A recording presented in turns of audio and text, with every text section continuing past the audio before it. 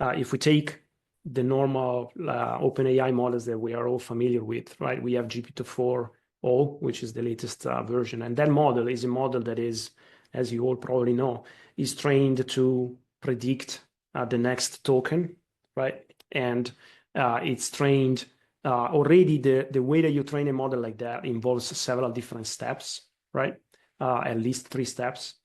And then you get to this model that is kind of a generic model that can answer questions, but it answers questions in a way that is kind of instantaneous, in the sense that it immediately addresses the question that you are asking and tries to answer that question. So very early on, people realized that by writing in the prompt, hey, answer this question, but show me what you're thinking, and kind of break down into steps and execute these steps. This is called chain of thought prompting, right? They realized very early on that by doing this, you were essentially giving more compute to the model. So the model could generate longer responses and go through a longer reasoning process, and therefore improving the answer. And this was immediately giving pretty good improvements in the benchmarks.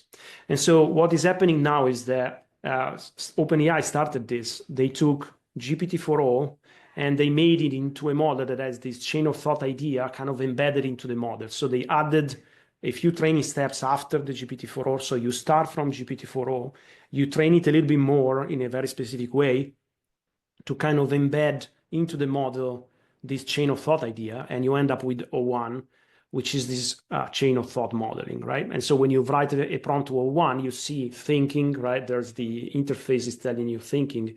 What is happening is that the model is generating the chain of thought, and once it's done that, it tries to answer your question. And so DeepSeek did exactly the same. They released in December a model that is called DeepSeek V3, which is the equivalent of GPT-4o. So it's a general purpose model, right? And then they took that model and they added the thinking on top. And they ended up with R1, which is the model that we are talking about.